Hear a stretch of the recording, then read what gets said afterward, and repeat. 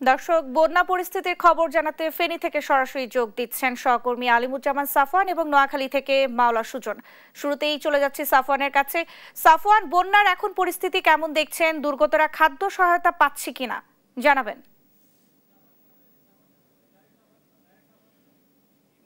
রয়েছি ফেনীর ছাগলনাইয়া উপজেলায় এবং আমি আপনাদেরকে দেখানোর চেষ্টা করব আমার পেছনে যে বাড়িগুলো দেখতে পাচ্ছেন এগুলো নতুন করে আজকে প্লাবিত হয়েছে। তো তারা এখানকার যারা বাসিন্দা ছিল তাদের সাথে কথা বললে যেটি জানতে পেরেছি যে গতকাল থেকে তাদের এখানে পানি উঠেছে। তো এখানে বেশ কয়েকটি বাড়ি রয়েছে, প্রত্যেকটি বাড়িতেই কিন্তু নতুন করে পানি উঠেছে। অর্থাৎ আগে যে বন্যা পরিস্থিতিতে ফুলগাজী এবং পশুরামের যে দুরবস্থা ছিল সেটা কিন্তু অনেকটাই কাটিয়ে উঠেছে ফেনীবাসী। অর্থাৎ সেখানে কিন্তু নতুন করে কোনো জায়গায় প্লাবিত হচ্ছে না।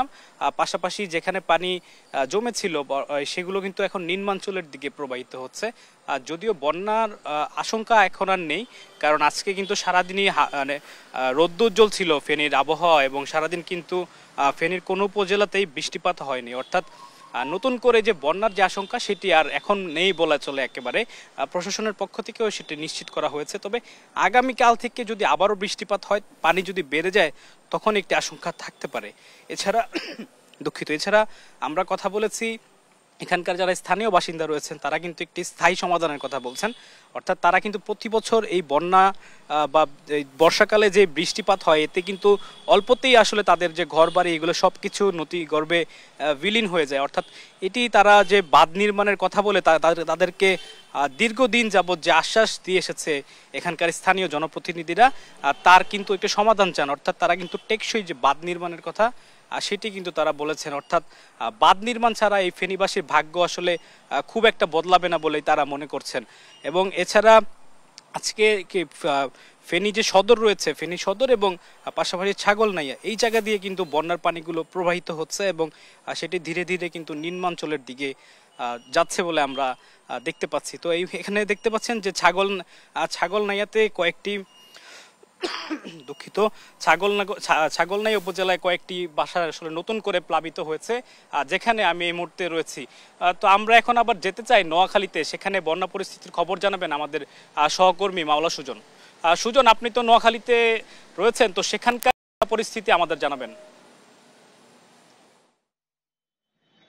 সাফওয়ান, আপনাকে ধন্যবাদ। আপনি ফেনীর বন্যা পরিস্থিতির কথা বলছিলেন, তা আমি যদি নোয়াখালীর যে জলাবদ্ধতার কথা বলতে চাই তাহলে আপনাকে বলতে হচ্ছে যে নোয়াখালীর প্রধান সড়ক ছাড়া নোয়াখালী জেলা শহরের যে প্রতিটি অলিগলি সড়ক রয়েছে বা নোয়াখালী পৌরসভার যে 9টি ওয়ার্ড রয়েছে, 9টি ওয়ার্ডের প্রায় সড়কে কিন্তু পানিতে এখনো নিমজ্জিত রয়েছে।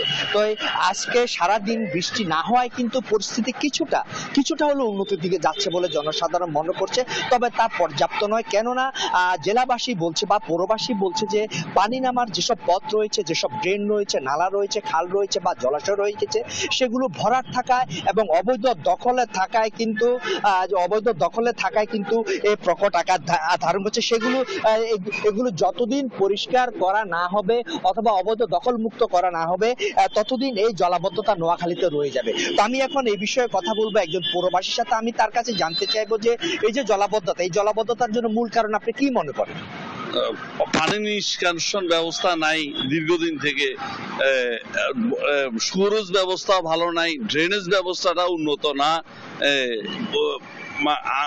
এই ব্যাপারে আমি প্রশাসনের দৃষ্টি আকর্ষণ করছি যাতে সুরজ ব্যবস্থা, ড্রেনেজ ব্যবস্থা, পানি নামার ব্যবস্থাটা যাতে আমাদের পৌরবাসী দীর্ঘদিনের দাবি।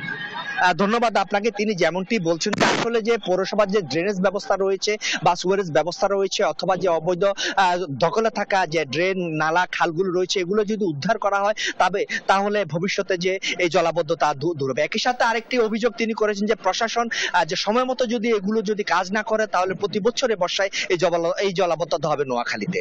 এই হচ্ছে নোয়াখালী। সুজন, আপনাকে ধন্যবাদ।